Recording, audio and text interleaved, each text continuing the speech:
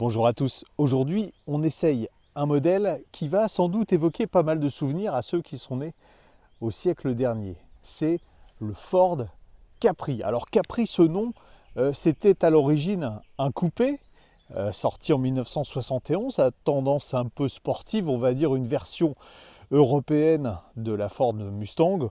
Aujourd'hui, ça n'a plus rien à voir. C'est un SUV 100% électrique, plutôt familial, même si il a une petite forme coupée, ce qui est la tendance actuelle. On peut d'ailleurs se poser la question, pourquoi est-ce que Ford reprend des noms du passé avec un ADN totalement différent pour les voitures. Au moins quand Renault nous fait la R5 et la R4 moderne, il y a ces fameux clins d'œil au passé pour rassurer. C'est vrai qu'avec la voiture électrique, on a besoin d'être rassuré puisque c'est totalement différent et totalement nouveau. La question avec ce Capri 21e siècle, c'est est-ce qu'il arrivera à faire oublier le Capri, ou plutôt on disait la Capri d'antan? Vous le restez avec moi pour le savoir. Selon Ford, il y a quand même un petit clin d'œil au passé avec le bandeau noir à l'avant qui va d'un phare à l'autre et censé évoquer la Capri d'antan. En termes de dimension, on est à des années-lumière parce qu'on a un SUV qui fait 4,63 m de long, donc très grand. Celui-là, il est doté dans cette finition de grandes roues de 21 pouces. Et puis à l'arrière, voilà, autre clin d'œil. Normalement, les feux sont censés vous évoquer aussi la Capri d'autrefois. Ce Capri, avec sa forme coupée à l'arrière, s'attaque directement au Peugeot i3008 et aussi à ses cousins qui sont en fait le Volkswagen ID.5 et le Skoda Enyaq coupé. Pourquoi je dis ses cousins? Parce que comme l'Explorer qu'on avait essayé précédemment, ce modèle Ford reprend une base technique Volkswagen. C'est sûr qu'il n'y a que le nom qui reste par rapport à la Capri que j'ai connue quand j'étais gamin, parce qu'elle n'avait pas un grand coffre, alors que là on a un trunk gigantesque. Vous avez vu une English, hein, 572 litres. Haillon motorisé avec une jolie petite musique. Bon allez, je vous le fais, c'est pas Capri, c'est fini quand même. Malgré le toit qui descend en pente douce derrière, bien outre le coffre qui propose beaucoup d'espace, on a aussi une habitabilité place arrière qui est très bonne, avec sur cette finition une impression d'espace qui est encore renforcée. Renforcée par l'immense toit panoramique vitré qui donne l'impression d'être à bord, attention à la blague, d'un cabriolet. Malgré notre finition pack premium haut de gamme, ce toit panoramique vitré il est en option à 1000 €. Ce qui est plus gênant, c'est que la pompe à chaleur est elle aussi en option à 1150 €. Et vous allez voir que s'il est bien équipé, il y a quelques lacunes. Bon, on se félicitera quand même avec ce système qui est repris d'ailleurs du Ford Explorer, hein. C'est le même tableau de bord avec cette tablette tactile assez généreuse qu'on peut faire coulisser. Et puis, environnement qui rappelle les cousins de chez Volkswagen avec ce petit écran face au conducteur. Écran de 5,3 pouces qui est doublé sur notre modèle d'essai d'un affichage tête haute qui, précision utile et lisible même avec des lunettes avec des verres polarisants, ce qui n'est pas le cas sur toutes les voitures. Sur le volant, des touches tactiles, bon, je pense que ça va disparaître parce que franchement, je trouve que c'est pas ni très agréable à l'usage, ni très évident. Parfois, il arrive qu'on commande une fonction qu'on n'avait pas souhaitée. Des touches tactiles qu'on retrouve sur la barrette centrale. Ici, par exemple, pour le volume de la radio, bon, c'est ni, comme je vous l'ai dit, ni très agréable, ni très efficace. La mise en route là, un bon vieux bouton, vous savez, Monsieur Ford, qu'on tourne comme ça, c'est beaucoup plus pratique. Ce qui est bien en revanche sont les deux rangements pour smartphone. Un premier sans chargeur induction et un deuxième avec chargeur induction. Cette grande tablette tactile de 14,6 pouces, elle utilise le système d'exploitation Volkswagen qui est plutôt pas mal fichu. Avec, alors là on va tout de suite rentrer dedans, un petit raccourci ici qui vous permet de désactiver toutes les aides à la conduite dont vous ne voulez pas, c'est-à-dire pratiquement toutes. Le système audio fait appel à Bose et il faut avouer que ça marche plutôt pas mal. Il faudrait évidemment, comme je vous l'ai dit, le fameux bouton là, voilà, pour augmenter le volume, ce serait plus pratique.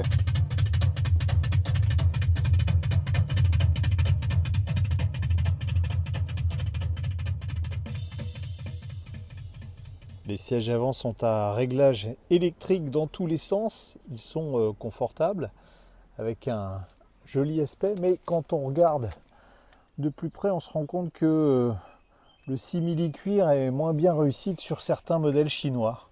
Sous le capot, comme il restait de la place, les ingénieurs de Ford se sont dit tiens, c'est bien, on va mettre un petit bac pour ranger des choses. Alors il y a un filet, voilà, on peut mettre quelques affaires. Le truc, c'est que, vous voyez, c'est pas franchement très bien fixé. On aurait peut-être pu être un peu plus premium compte tenu du prix de la voiture. Sinon, une fois qu'on a viré le bac en dessous, qu'est-ce qu'on découvre? On découvre une architecture typiquement Volkswagen. On a la version 4 roues motrices, donc équipée de 2 moteurs, parce que la version de base, entre guillemets, est une propulsion avec un seul moteur à l'arrière. Donc là, on a un moteur arrière, un moteur avant, 2 moteurs synchrones à aimant permanent pour une puissance totale de 340 chevaux et surtout un couple phénoménal de 545 Nm. Ces 2 moteurs, ils sont alimentés par une grosse batterie, c'est la grosse batterie 79 kWh qui devrait permettre, selon Ford, de dépasser les 500 km d'autonomie, où je vais vous le dire tout de suite, il faut tabler plutôt sur 400, même si la consommation avec ce nouveau moteur développé par Volkswagen est plutôt intéressante compte tenu des prestations et du poids de l'engin. Bon, sur les petites bosses et les petits trous, les jantes de 21, quand on roule doucement, ça percute un petit peu, mais je pensais que le confort serait moins bon. En fait, Ford a décidé de ne pas reprendre la suspension active qui est proposée en option sur les modèles Volkswagen. Ils ont retravaillé leur propre suspension classique et je dois dire que le résultat n'est pas mal. Bon, c'est un chouille ferme pour moi parce que maintenant je commence à être un vieux monsieur. Non, mais ça reste confortable. Le seul cas de figure où réellement ça manquera de souplesse, c'est si vous décidez de passer sur un chemin qui est non goudronné. Et là, on se rend compte qu'en fait, ça manque un peu de débattement et ça mériterait un peu plus de moelleux. Du moelleux, on n'en manque pas au niveau moteur, hein. 340 chevaux, surtout 545 Nm de couple. Dès que vous appuyez, on est tout de suite collé au siège. Ça accélère fort. On n'a pas du tout le sentiment, d'ailleurs même au niveau de la direction des suspensions, qu'on est en train de piloter un engin qui dépasse allègrement les 2 tonnes 100. On doit être à 2 tonnes 135 ou 2 tonnes 140 avec les options qu'on a sur ce modèle. Donc c'est une voiture qui est quand même lourde, mais ces 2 moteurs électriques font oublier le poids de l'auto avec des reprises et des accélérations qui sont très bonnes. Bon, à titre d'information, on passe de 0 à 100 en 5 secondes 3. C'est ce que faisait une bonne Porsche 911 il y a 10 ans.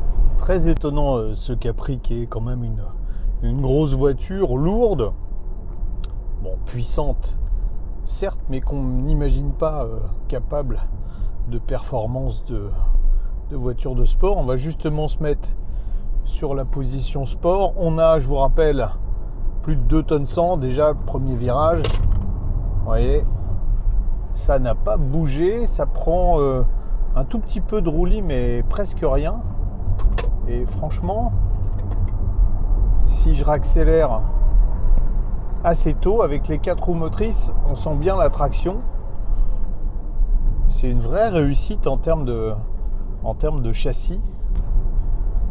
Le seul petit bémol, c'est peut-être le freinage qui manque un peu de mordant. Vu les prestations de l'auto, on aimerait à l'attaque de la pédale un freinage plus sec. 130 km/h sur l'autoroute et la voiture reste toujours très agréable à conduire. On a assez peu de bruit de roulement, quelques légers bruits aérodynamiques, mais la voiture est plutôt silencieuse et la consommation, bon, je verrai quand j'aurai fait plus de kilomètres, semble assez maîtrisée sur l'autoroute. Donc c'est un bon signe. Quelque chose de surprenant, regardez, on a fait 293 km, on a consommé en moyenne 16,4 kWh au 100 km. Alors certes, avec une température plutôt clémente qui nécessitait ni clim ni chauffage, mais on a quand même fait un peu d'autoroute à 130 km/h, j'ai fait quelques accélérations, et pour un véhicule qui pèse plus de 2 tonnes 100 et qui développe 340 chevaux, je trouve que c'est une consommation qui est extrêmement basse. Il y a plusieurs raisons à ça. Il y a d'abord le nouveau moteur électrique Volkswagen qui fait preuve d'un rendement qui est remarquable. Il y a la batterie elle-même aussi, avec une chimie assez performante. Et puis la voiture, même si elle paraît un peu massive comme ça quand on la regarde, elle a un coefficient de pénétration aérodynamique qui n'est pas trop mauvais, 0,26. Donc sur l'autoroute, on n'est pas trop pénalisé. On l'est en revanche pénalisé par les roues de 21 pouces. Ça veut dire quoi? Ça veut dire que si j'avais eu la monte pneumatique normale, on serait descendu à la consommation normalisée qui est de 16,3 kWh au 100 km. Avec cette conso normalisée, Ford nous dit on peut faire 560 km, c'est le chiffre de l'homologation. On dira pour la réalité, si vous roulez comme j'ai roulé, vous pouvez faire 450 km avec une charge complète de la batterie. Avec une plateforme Volkswagen, on a bien évidemment les mêmes capacités de charge que sur les cousines germaniques. Ça veut dire en courant alternatif, un chargeur interne triphasé qui monte jusqu'à 11 kW. Et puis en courant continu, alors là il y a une petite subtilité en fonction du modèle, puisque vous avez deux capacités de batterie, 77 et 79 kWh. Vous allez me dire, il ne doit pas y avoir beaucoup de différence entre... Il y a 2 kWh d'écart. Eh bien figurez-vous que ça fait une grosse différence quand on décide de faire de la charge rapide, parce que avec la plus grosse des deux batteries, qui a une chimie légèrement différente, on grimpe à une vitesse en pic de charge à 185 kW. Ça permet normalement de faire 10-80% en 26 minutes. On ne va pas épiloguer sur l'esthétique de la voiture, je vous laisserai seul juge. En revanche, je trouve que le nom de Capri est un peu usurpé par rapport au modèle original de 1971. Alors, certes, on peut lui trouver un caractère un peu sportif à ce Capri et se dire, tiens, c'est un Explorer familial de sport. C'est pousser le bouchon un peu loin, même si vous avez vu, la voiture m'a plutôt surprise lorsqu'on décide de rouler un petit peu, je vais dire sauvagement. Voilà, ce Capri, il pourrait avoir du succès à une condition, c'est d'avoir un tarif plus accessible. Il est plus cher que l'Explorer pour des fonctionnalités finalement qui sont assez similaires, voire un petit peu inférieures. Et le souci, c'est que dans cette version 4 roues motrices, donc avec deux moteurs et la grosse batterie, ça démarre à 57 500 €. Et notre modèle d'essai, avec quelques options, atteint la barre de 62 900 €. Alors même pour le prix de base, de toute façon, pas de bonus écologique. Et puis si vous habitez certaines villes françaises, étant donné qu'on a un poids au-dessus de 2 tonnes, vous paierez le stationnement comme un bête SUV. Le gros caillou dans la chaussure de ce Ford, c'est évidemment le Tesla Y, même si Tesla en ce moment a un peu de mal à vendre des voitures, c'est vrai qu'il est plus performant, il est pratiquement aussi bien équipé pour beaucoup moins cher avec une autonomie supérieure. Donc le Capri, je ne vais pas vous dire c'est fini, il fallait bien que je la fasse à un moment, mais ça va être difficile.